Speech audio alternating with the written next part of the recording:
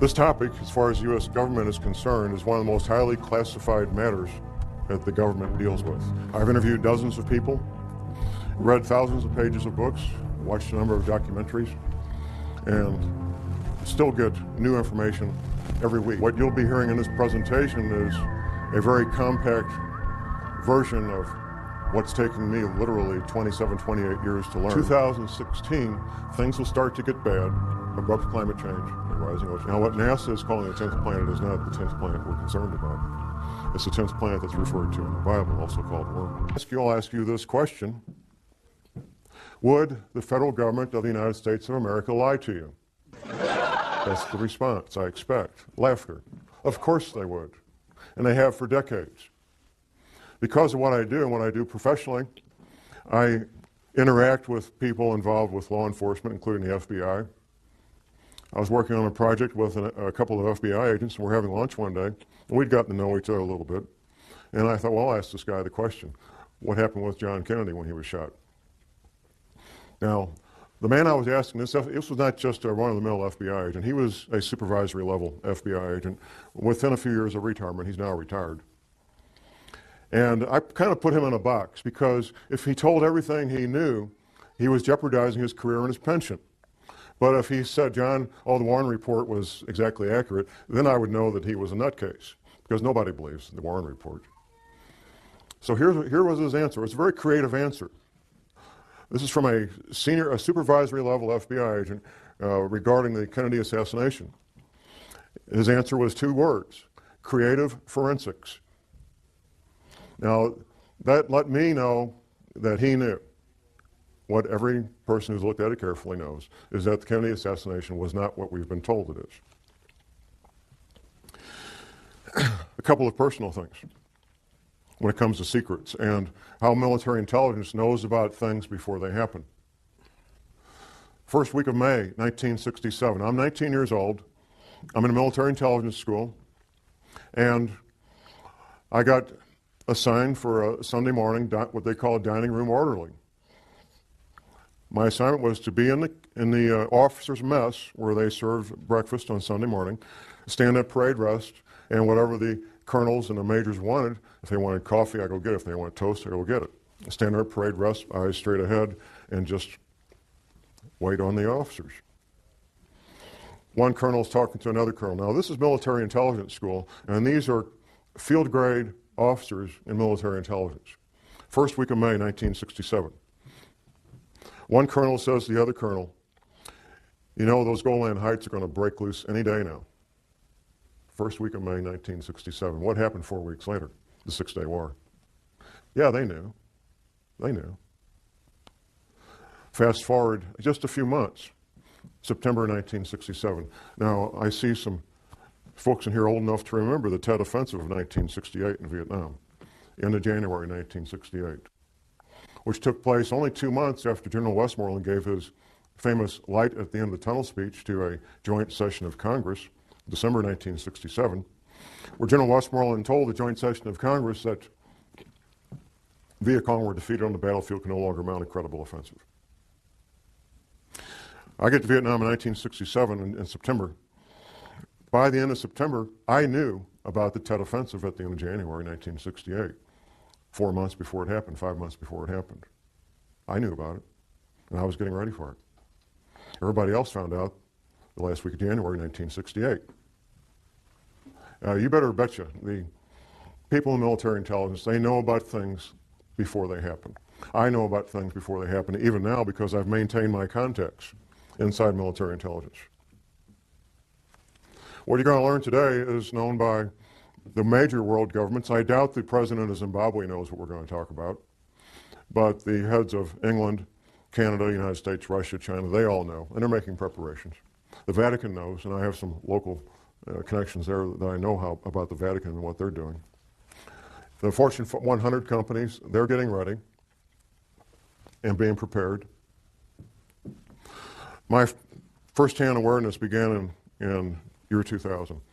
2 different men, friends of mine, they're both researchers. They approached me and they said, John, there's this thing that's going to happen. We're not sure about the date, but it's going to happen. When it does, there's going to be abrupt climate change. There's going to be 200-mile-an-hour The growing winds. threat of There's going to be climate massive tidal change winds. could And I define the said, yeah, contours sure, of give me this a break, century you more know. dramatically than any other. But I knew these men well enough that I trusted what they told me, and I went to a confidential source and I said, check this out. I need to find out if this is true.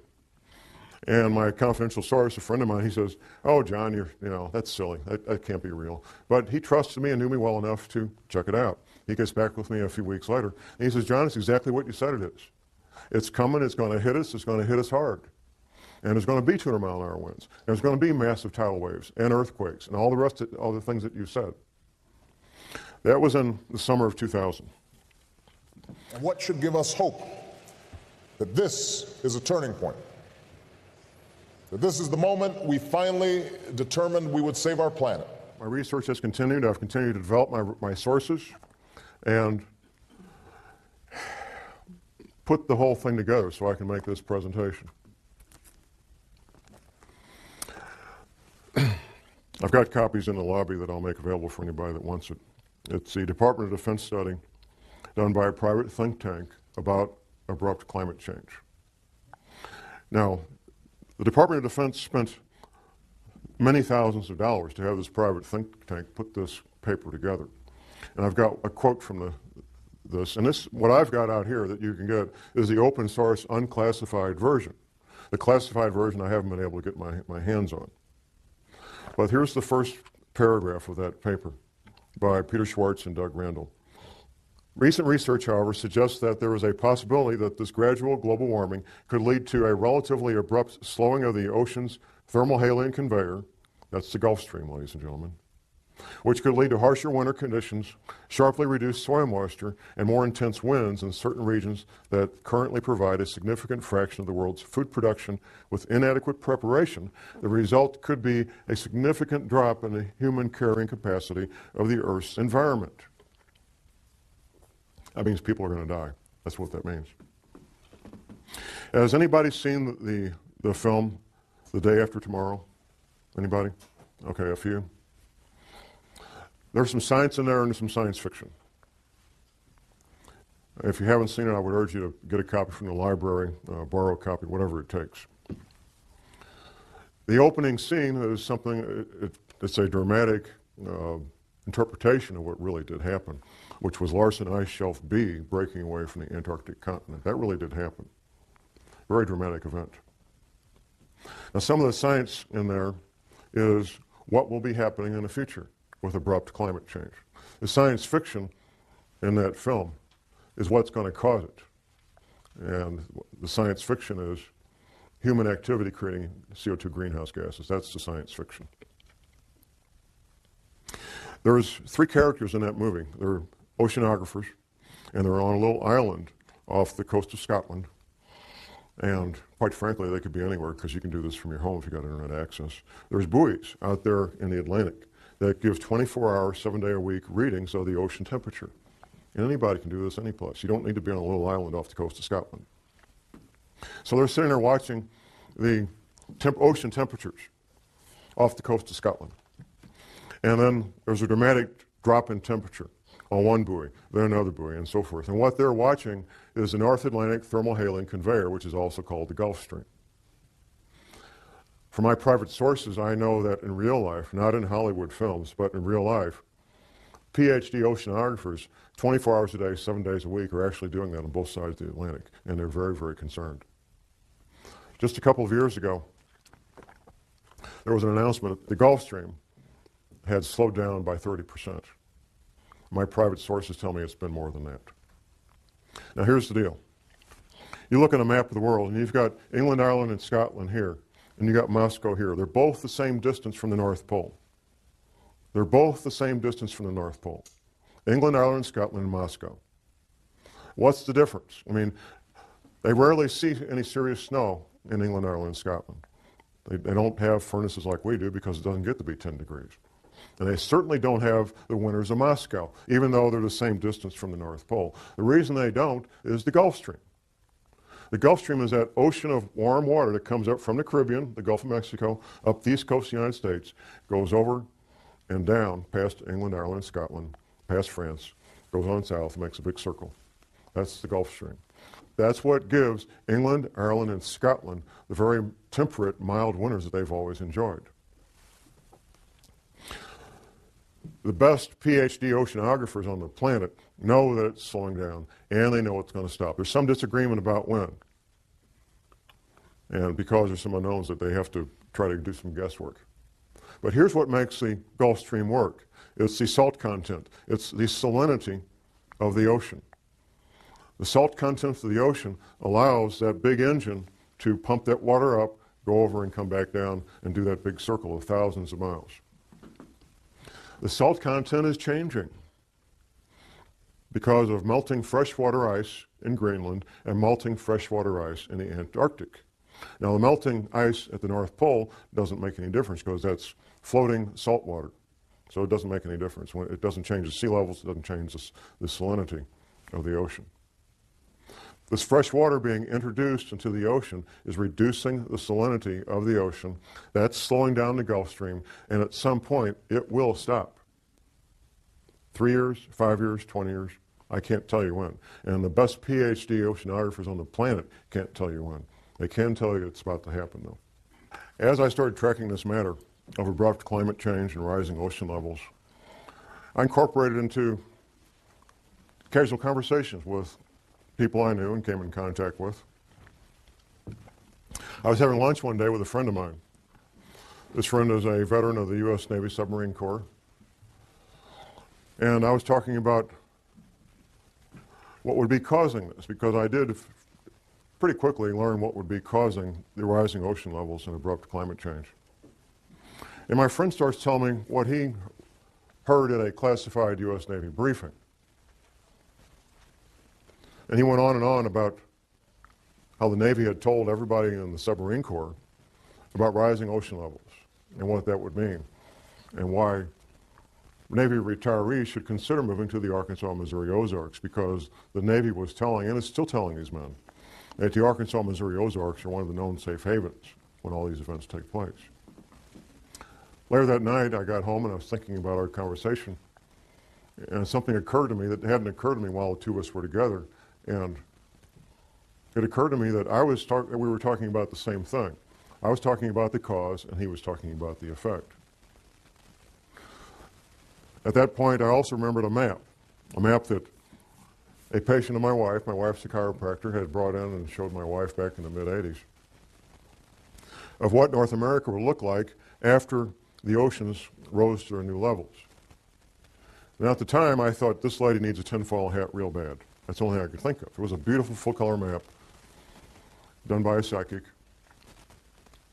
But I always remembered the map. I have a very good memory about things that I choose to remember. And I thought about this map, and I called my friend on the phone, and I said, I got this map. I want to send it a copy of it. I got a little copy I found on the internet, 4 by 4 inches. So I sent it to him by email. And my friend looks at it, and he says, well, from the Rocky Mountains east, it's very accurate compared to what the Navy showed us, with one exception. Wisconsin's gone on the Navy's map. Wisconsin is still there on Scallion's map, Gordon Michael Scallion, well-known psychic. And from the Rocky Mountains west, it's not even close to what the Navy says, not even a little bit close. So I went ahead and ordered a copy of Scallion's map, a full-size version of it, and I get together with my friend, and he goes over the entire coast of the United States, East Coast, Gulf Coast around Florida, down to Texas, West Coast on up to Washington. And he shows me in great detail where the Navy said the new shoreline was going to be. He also told me that the East Coast would take damage up to the Blue Ridge Parkway. Now, the Blue Ridge Parkway runs north-south on the east side of the Appalachian Mountains, about 100 miles from the coast. Now, you have to keep in mind, this is not John Moore. This is U.S. Navy in classified briefings telling these men what would be happening in the future. Since talking to my friend, I've also interviewed 3 more Navy veterans. One was an officer in the submarine corps. Another was an intelligence officer from another service assigned to the submarine corps for a 3-year tour of duty. And the third guy was a Navy veteran. Fourth guy, actually. A friend of mine, he's a college professor, and I was at his college class on international relations giving a presentation on terrorism. The other presenter was this former intelligence officer. So we finish our presentation to college students on terrorism, and we go to a pizza place in Rolla, and there's 4 of us. Myself, I'm sitting here, the retired intelligence officer, his wife sitting next to me, and the intelligence officer himself sitting across from me, and my friend and college professor right over here. Once I found out that he did a 3-year tour of duty with the Submarine Corps, I knew I had to ask the question. I might never see this man again in my life. I got to ask the question. Now, we haven't talked about rising ocean levels. And this you have to keep in mind, this is a basic tool of investigative work, is interviewing witnesses at different times and different places, interviewing witnesses that don't know each other. You want to get to the heart of a matter, that's the way it's done. You find witnesses who don't know each other that have the same information, and you interview them at different times and different places. So I asked him, tell me what you know about rising ocean levels. His wife, sitting next to me, before he can even speak up, his wife sitting next to me says the following. We were on our last duty assignment, and we were at the Pentagon. Now, we've been all over the planet, typical military family, and we had to pick a place to retire. We chose the Arkansas, Missouri Ozarks because of rising ocean levels. I had my answer. I had my answer. We talked about that a little bit more. A few weeks later, I made a lunch appointment with him, and I brought the map with me that I'd revised after going over it with the first submarine veteran. I brought it with me. We met at Steak and Shake, had lunch, and I had him revise the map even further, getting a few more details in there. The 3rd submarine veteran, retired submarine officer. He's one of my pistol students. We had lunch and we talked, and he says, John, I signed these non-disclosure agreements. If I tell you what I know, I could lose my pension. I have to be out 5 years before I can tell what I know about rising ocean levels. I've only been out 3 years. I said, well, can you blink your eyes once for yes and twice for no? Then you won't be talking. He says, yeah, I can do that. The retired submarine officer verified what the other 2 submarine veterans had told me earlier. Word for word, detail for detail. And he also, this is the 3rd man who had chosen the Arkansas, Missouri Ozarks for his retirement home. The Prophecy Club, a Christian group out of Topeka, Kansas, they sent me on a nationwide speaking tour in 2005 on this topic. And I'm up in Detroit speaking on this. On one of the breaks, I have a man walk up and introduce himself to me. He says, John, I'm in the insurance industry. And we've wondered for years, us in the insurance industry, why is there such a cluster of retired Navy people in the zip codes of the Arkansas, Missouri Ozarks? Now I know. Now I got my answer. The Navy knows. Another pistol student of mine, a retired Navy guy, I said, what's the altitude of your new home? He told me to the foot the altitude of his new home. How many people can do that? Almost nobody. He told me to the foot the altitude of his new home in the Arkansas, Missouri Ozarks. Absolutely he did.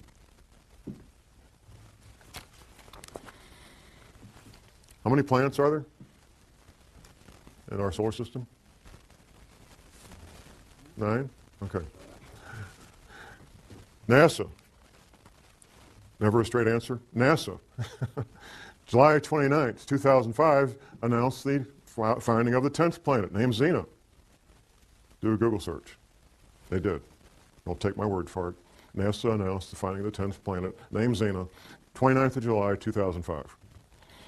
Parade magazine and the Sunday newspaper. It was the front cover of the January 15th, 2006 edition. A friend of mine, I started telling him about these matters in 2004. After the NASA press announcement in July of 2005, he calls me up and he says, John, you're not crazy. There really is a 10th planet. NASA said so. I said, thank you very much.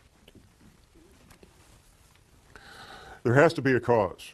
And this is something, quite frankly, we don't need to address it, but we will address it.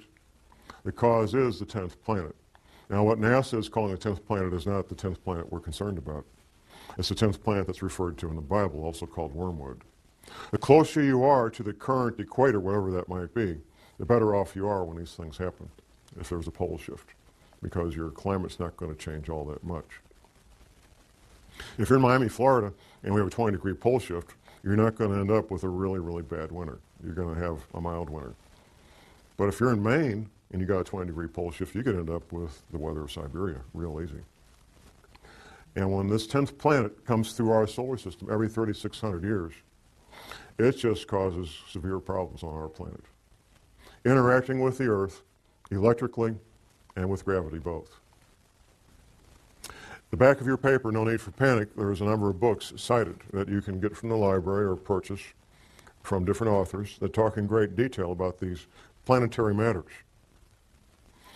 Professor James McCanney, who is a credentialed scientist, has written a number of books on this. He's a real astrophysical scientist, and he knows about this stuff. I'm a private detective and a researcher. I'm not a scientist. But I can tell you what the scientists say, because I've read their books. And I can tell you what Dr. Velikovsky said, because I've read his books. And I can tell you what the Bible says, because I've read the Bible. And all these things are true, and all these things are in the process of happening right now. It took me a while to figure this out for the following reason. All these Navy veterans, they were all told about abrupt climate change and rapidly, violently rising ocean levels. And I was trying to figure out, and I finally figured out in the past 12 months, where is all this water going to come from? Because the men that I was interviewing, they were in the audience, like you guys. They weren't the scientists. The Navy just told these men in these classified briefings what would be happening. They didn't tell them how or why. They didn't need to know. They told them what would be happening. They told them that these oceans would become violent and have massive, violent tidal waves that would wipe out all areas near the coast. Up until last year, I was thinking, oh, melting ice at Antarctica, melting ice at Greenland. But how could it melt that fast? Well, it can't melt that fast, even with what we're going through. It turns out the answer was right in front of me all the time. There's a quote from Velikovsky that I'll be reading here in a moment when we get to it. It turns out that the knowledge is something all oceanographers know, and a lot of people in geology departments in every university knows. There is a bulge of water at the equator. Now we're talking about sea level here. Sea level is measured at Cornwall, England. It's a couple hundred years ago. England was kind of running things when it came to oceans, and they got to pick where to measure sea level, and they measured it. They got a big rock. There's a line there. That's sea level. It turns out that sea level varies as much as 494 feet up and down from that rock in Cornwall, England. Now that's like a 50-story building. I mean, it's a lot of water. And there's a bulge of literally millions of cubic miles, 1 mile by 1 mile by 1 mile, cubic miles, millions of cubic miles of water bulge at the equator of this planet. It wasn't common knowledge for John Moore, I found out. It's not common knowledge for most people. It's held in place by two things, the rotation of the Earth and gravity. Anything that changes our true north, our pole, by more than just a couple of degrees will cause that water to be disrupted. And there's a technical term for it, slosh. And there's records locked up in bones and stone of this having happened in the past. Velikovsky talked about it extensively in his books. Talk a little bit about this water damage. You have a map in your handout. Now, from Washington, D.C. to Boston is basically one big city. Since World War II, that's what it's become. One big city. All that's going to be gone. Going down the coast to Atlanta and down to Florida. Florida, the highest point in Florida is on the Panhandle, 55 feet above sea level. Florida's finished, except for a small part of the isthmus, maybe. And that's a big maybe. Gulf Coast, Alabama, Louisiana, Mississippi are pretty much going to be gone. In fact, the new mouth of the Mississippi will be at the current Arkansas-Louisiana state line, a couple hundred miles up from where it is right now. Going down around the coast of Texas, Texas will take damage about 100 miles inland. California will take damage 25 to 100 miles inland, depending on a couple of things, the level of the altitude above sea level and seismic activity. On up the west coast to Oregon and Seattle, all coastal areas being damaged 50 to 100 miles inland.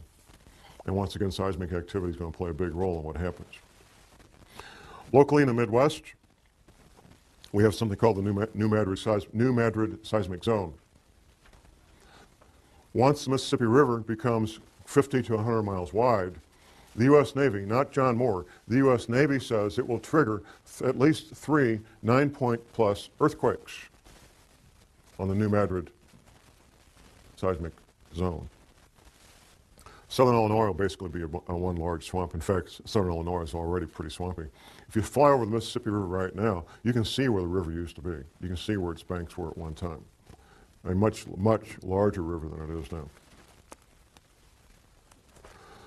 I mentioned Wisconsin will be gone. The Great Lakes will become one vast inland sea joining up with Hudson Bay up in Canada. That's what the Navy says. And it's kind of ironic and kind of caught my attention when all of these Navy veterans, these submarine veterans, they all look at this map and they say, John, Wisconsin's gone. It's finished. There's not going to be any more Wisconsin. Florida's gone. Louisiana, Alabama, Mississippi, finished, gone. EPA, our friends. Now, a lot of people make fun of the EPA and hate the EPA, but like most government agencies, most of the people that work there are good men and women with good intentions, including a lot of scientists. The EPA had a library, past tense, until 2007. The library containing the largest collection of cross-referenced, important term, cross-referenced articles and manuscripts on man-made compounds and biological agents in the English language. In 2007, it was closed. The EPA library was closed, and it was a number of different locations around the country, closed to even EPA scientists could not access it. Anybody see Al Gore's film, An Inconvenient Truth? Okay, once again, I encourage people to watch this movie. There's some science in it, there's some science fiction. The science is about what will happen in the future, abrupt climate change and rising ocean levels. The science fiction is what's causing it. It's not man-made greenhouse gases, like he says. That's a distraction. And that tactic was decided on many, many years ago, sometime in the late 70s, early 80s, that they would use that as the pretext to keep people thinking things are going to be okay. The science leaves out something, and the science fiction adds something. Al Gore gives a timeline for when these events are going to happen. Abrupt climate change and rising ocean levels. The timeline that Al Gore gives in his movie is the same timeline that the federal government gives out through the NASA Goddard Space Flight Institute. Say that fast 10 times. The NASA Goddard Space Flight Institute, which the Queen, Her Majesty, visited last spring when she was in this country, by the way, because she's got taking a sudden interest in science. Jim Hansen is the director of the NASA Goddard Space Flight Institute, and the timeline he puts out and the timeline Al Gore puts out is the exact same timeline, and here it is. It's kind of clever what they did in the movie, the way they said it. But in 2016, things will start to get bad, abrupt climate change and rising ocean levels. Exact same timeline put out by the federal government through NASA. NASA is part of the military, by the way. If you notice these space flight shuttles go up, captain this, lieutenant that, colonel, I mean, it's the military. It's always been the military. That's the official timeline put out by the federal government. Now, the real timeline. I found out through my confidential sources what the real timeline is, and I found out why they're doing what they're doing right now, moving the CIA from Langley, Virginia to Denver right now. These relocations, which you could call evacuations, they're due to have everybody who's part of continuity of government planning. It's not all federal employees. If you work for Health and Human Services, you're toast. There's no place waiting for you in Denver. People in intelligence agencies, people in certain parts of the military, not all the military. The scientists, the engineers, the doctors that they want to have in these shelters when everything breaks loose. That's who's being relocated, that's who's being sent to these shelters. These shelters are literally hundreds of millions of your tax dollars where people can live and work and have hot showers and pizzas and video movies for years without ever leaving the place and be quite comfortable. There's other things that could be happening in the next couple of years. Those of us who research these matters and share these concerns, we all know that there's multiple agendas proceeding forward, and that what we sometimes refer to as a New World Order, which will be basically corporations running everything, banks and corporations, they fully expect to come out on the other side of this intact. A fellow radio talk show host for my station, he lives down in northwest Arkansas, not far from Walmart headquarters. He says, John, I get plain brown envelopes with no return address sent to me from people that work inside there at middle and upper management levels, giving blueprints of the shelters that Walmart's built for their people. They expect to come out on this. Another friend of mine was working with a Catholic group here in St. Louis, and his job was to help set up military-grade radio communications between the Vatican group in St. Louis and the Catholic group in St. Louis, and the Vatican. Military-grade two-way communications. We're not talking 10-4 good buddy CB stuff. The real military-grade radio communications. The agendas of the people that control the world, the international bankers and the Fortune 500 and so forth, is to have a planet with far less people on it than there is now, either inadvertently through these earth changes or by design, through World War III, a flu pandemic, or a severe economic collapse leading to societal disruption, or all three happening at the same time. These are all matters that could be happening in the not too distant future. I refer to what we're living in right now as phase one. Phase one is where normal commerce takes place. We can have our careers, interact with our families and our social events that we normally do, and life appears to be normal. The powers that be are using phase one to finish their final preparations. This shelter I talked about here at Weldon Springs, Missouri, it took almost twice as long to build it as they anticipated. They kept running into the various problems that any construction project has, but they got it built. And they're using these remaining months to finish up whatever final preparations they need to get their people in place and get moved. Phase two will be when these earth changes events, abrupt climate change, bizarre weather, earthquakes, tidal waves, all become so numerous that they become daily news. In fact, when I meet people out in the street, almost everybody comments on how bizarre the weather has become. And that's pretty much a topic of daily discussion. The government, the powers that be, will claim that these bizarre weather-related events are related to global warming. And when they're happening, we need to start cutting back on our creation of CO2 greenhouse gases. Since I've been watching these matters the past 9 years, I watched it incrementally become a bigger and bigger media event, up to the point where Al Gore got the Academy Award for Best Documentary in 2007. Then it was like, we're off to the races. Up until that award, that Academy Award, global warming related news stories was maybe twice a week. That was about what I was seeing.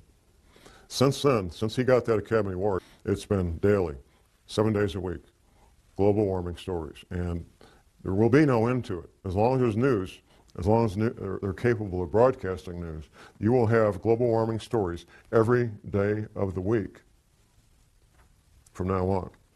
As these events become more severe, you're going to hear more and more men with lab coats from NASA talking about global warming being caused by human activity, and that it will be better and everything's going to be okay, so you can go back to your baseball games and go back to work Monday morning. Things are going to be fine. That's phase two. Phase three will be a relatively short period of time. It may be a matter of a few days, maybe a week. It won't be long. At some point, people will realize that things are very strange and very dangerous, and they'll start doing things they normally wouldn't do. Say, for example, you're a professional, self-employed, or you have several people working for you. Half the people in this country work for small businesses. Many of the owners of those businesses are financially well off that they could lock the door and never go back. They love what they do, and that's why they go to work every day. I've heard any number of people tell me, they say, John, the government doesn't want to create panic. That's why they're concealing this. No, the government's not concerned about panic. What the government's concerned about is business owners making very rational, very logical decisions that I'm locking the door and I'm out of here. No panic whatsoever. That's what they're fearful of, because that would shut down the economy if enough of them did it. They want to keep these people in the dark as long as possible. Most men, and it's mostly men because of the nature of the work they do, some women, who know about what we're talking about today, just simply go about their lives and keep quiet about it. They're not public speakers. They take care of their family, they take care of themselves, and the rest of you are on your own. What I bring to the table is public knowledge of what's a very well-kept secret. Phase 4 will be the end of the world as we know it. Once these oceans come up, the infrastructure that supports normal human activity will be wiped out. Take, for example, shipping, ocean-going ships.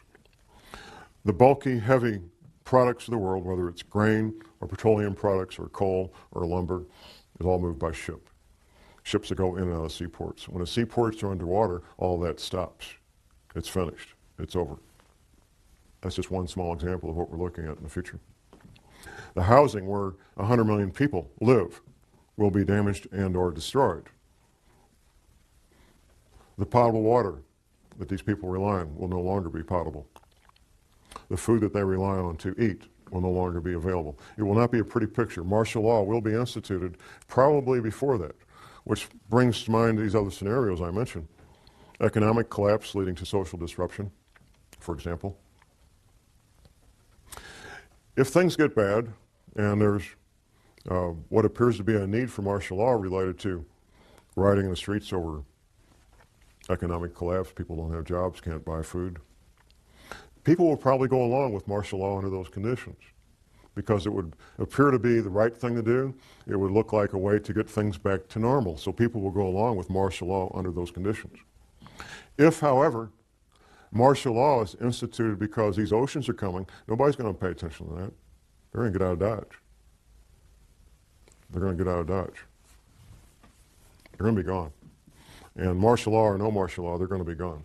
If martial law is instituted and there's a lockdown before that, then we'll have a better chance of maintaining martial law. I've lived under martial law for a year in Vietnam. What are you looking at? You're looking at curfews. The curfew could be from 10 o'clock at night to 6 a.m. The curfew could be 24 hours a day. Restrictions of sales of firearms, ammunition, and alcohol. Rationing of fuel, rationing of food, potable water rationing, possibly rationing of electricity. We've seen that in Iraq a lot, depending on what's going on. Martial law is not a fun thing to be part of or live under, even if you're part of the occupying force, because it changes your life. The Navy says, as far as ocean levels, the Navy says these oceans will come up over a period of about 30 days. Once these events get in motion, these water levels, these oceans, these tsunamis, tidal waves will take place over a period of about 1 month. Altitude. The Navy says that everything 100 feet sea level and below will be completely destroyed. The Navy says everything at 400 feet and below is at risk of being damaged and or destroyed. But there's more to this. There's how close you are to densely populated areas. Now, the Appalachian Mountains, for example, in North Carolina and so forth, would be highly desirable places to be if it wasn't for being so close to literally tens of million people who are going to be hungry and without potable water and without electricity. That's what makes those areas undesirable, even though they will be safe in terms of geology and rising ocean levels. There was a question about money and keeping money and so forth. The American dollar is in severe crisis and is at risk of no longer being the reserve currency of choice for the countries and the major banks of the world.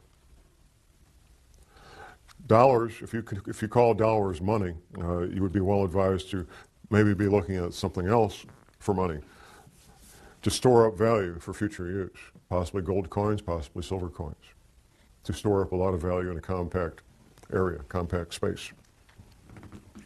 Before, however, I would get gold coins or silver coins, I think I would look at other aspects of preparedness. That's why I want to focus on the final part of this presentation is preparedness. So let's look at the stepping stones, the building blocks of preparedness. First of all, and most important, is spiritual preparedness. I'm not ashamed to admit that I'm a born-again, Bible-believing Christian. I know from interviewing and studying what happened in World War II that our American POWs who were incarcerated in POW camps in World War II, our American POWs who had strong spiritual beliefs were far more likely to survive what went on in his POW camps than those who did not. Eating the same food, having the same medical attention, doing the same work, wearing the same clothes, living in the same buildings. Those who had a strong spiritual foundation were far more likely to survive those conditions. We know that for a fact. It's not my job to tell you what your spiritual beliefs should be. My job is to tell you you need to have strong spiritual beliefs, whatever that might be for you. Next comes skills. And there's a lot of skills I'm going to advocate. I'm going to look at my list here so I don't miss any of my list of skills. And I'm going to come back and read you what Dr. Velikowski wrote about what might happen. The skills of a farmer, a gardener. You will be growing your own food. The skills of a paramedic. Now we get so used to, if somebody gets injured, we dial 911, and in a few minutes there's a wonderful, shiny ambulance with these highly trained technicians. They got all the stuff they need to save life. In a future where things no longer work like we're used to, you're going to be your own paramedic, or you're going to sit there and watch your loved one bleed to death from a chainsaw accident or whatever it might be. An EMT course is one semester at your local junior college, maybe $100, $200, and you'll know more about emergency medical matters than 99% of the people in this country. One semester at your local junior college. You don't need to worry about passing a test unless you intend to be a paramedic or EMT. You don't need to worry about taking a test at all. You want to learn the skills, and you want to get a kit equal to your skill level. Now, the paramedic training is three more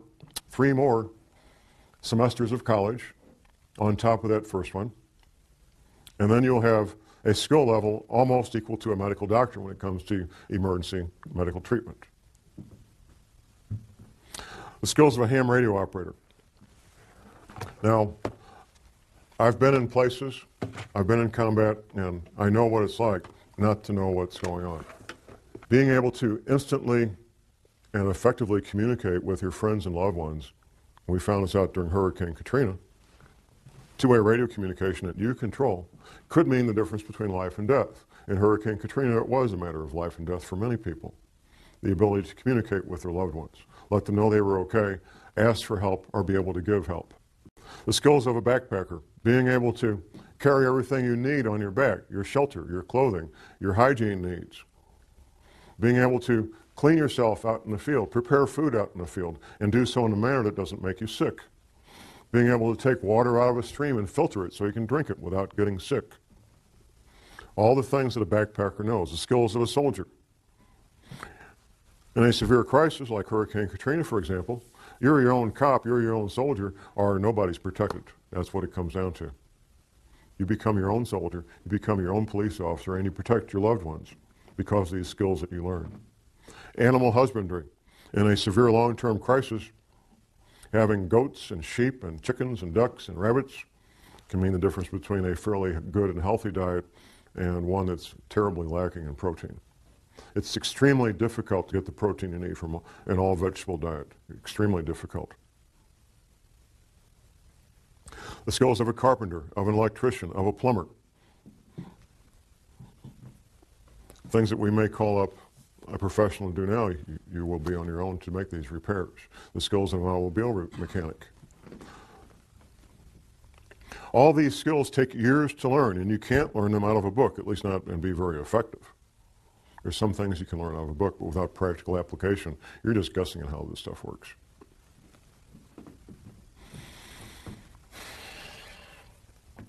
Where do you live? I've had a number of questions during our breaks about where safe areas are.